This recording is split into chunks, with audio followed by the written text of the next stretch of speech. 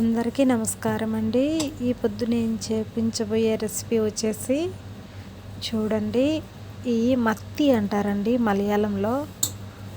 మత్తి చేప అంటారండి. మన ఇండియాలో మన ఆంధ్ర లాంగ్వేజ్లో ఏమంటారో తెలియదండి. ఈ చేపని నేను క్లీన్ చేసే ఆ చేపనండి.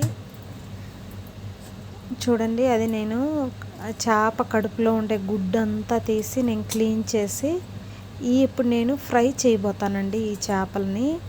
వీటి పేరేనండి. మీకు వీటి పేరు తెలుసుంటే నాకు కామెంట్స్ పెట్టండి. ఇది మత్తి అంటారండి వాళ్ళ భాషలో, మలయాళం భాషలో.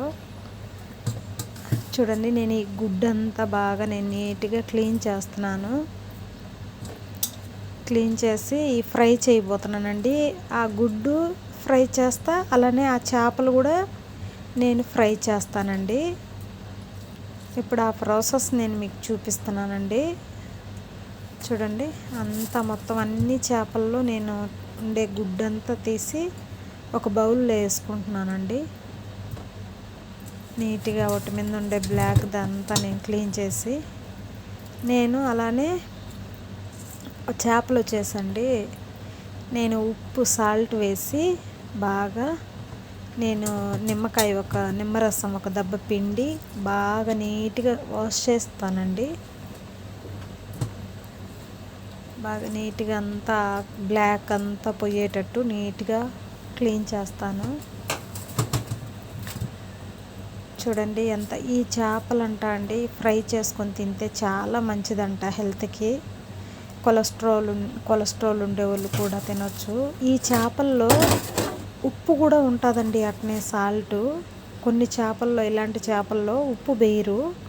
నేను కొంచెం ఉప్పు వేస్తున్నాను, ఎందుకంటే ఈ ఉప్పు చేపలు ఉంటాయి. మత్తి చేప అంటే మామూలుగా కూడా ఉంటుందండి అలాను. చూడండి, నేను ఇప్పుడు దీనికి మసాలా కలుపుకుంటున్నాను. అల్లం వెల్లుల్లి పేస్ట్ అండి, అలానే పసుపు, టర్మరిక్ పొడి అండి, అలానే కారం, బ్లాక్ చిల్లీ, అలానే ఒక చిన్న లెమన్ అండి, నిమ్మరసం అండి.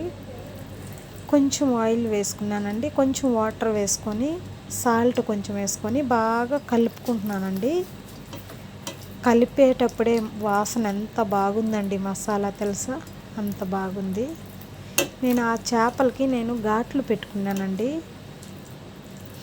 చూడండి, నాకు లేట్ అయిపోతుందండి, టైం ఎక్కువ అయిపోతుంది. క్లీన్ చేసేదానికి ఎక్కువ టైం తీసుకున్నాను. అది చేపలు క్లీన్ చేయాలంటే చాలా టైం పడుతుందండి. నేను చేసేది 3 ఇండ్లలో నేను పని చేస్తానండి. 3 ఇండ్లలో వచ్చేసి ప్రతి ఇంట్లో వంటేనండి. అందుకు నాకు నిలబడి కాళ్ళు నొప్పులండి. నాకు నేను చేసే పని ఆమె నాకు వీడియో తీస్తూ ఉండదు. వాళ్ళ ఇంట్లోనే నేను పని చేస్తాను. ఆమె నేను హెల్ప్ చేస్తాలే చెయ్యి అని చెప్పి వచ్చిందండి. ఒక్కొక్కసారి నేనే చేత్తో వీడియో తీసుకుంటాను. ఇప్పుడు చూడండి, ఇప్పుడు నేను ఆ మసాలా పెట్టుకున్నాను కదా ఆ చేపలకి, అలానే కొంచెం మసాలా తీసుకొని ఈ కోడి గుడ్లకు కూడా నేను అదే మసాలా నేను కలుపుకుంటున్నానండి. ఇప్పుడు మనం ఫ్రై చేసుకుందామండి. నీట్గా వాసన బాగా వస్తుంది కదా అంటుందండి నేను కలుపుతుంటే.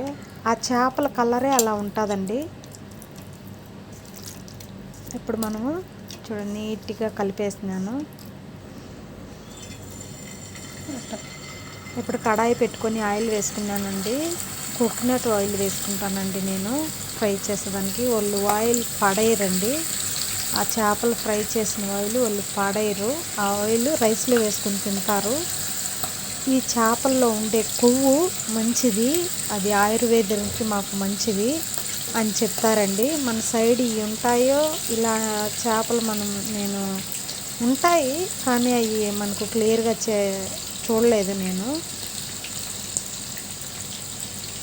అలా అండి, నేను ఎప్పుడు ఈ చేపలు, ఈ రొయ్యలు ఇయ్యేనండి నేను చేసే ఇండల్లో డైలీ ఇయ్యేనండి. చూడండి, నేను ఈ గుడ్లన్నీ బాగా ఫ్రై చేసుకుంటున్నాను. నీట్గా అన్నీ వేసి నేను ఫ్రై చేసుకుంటున్నానండి.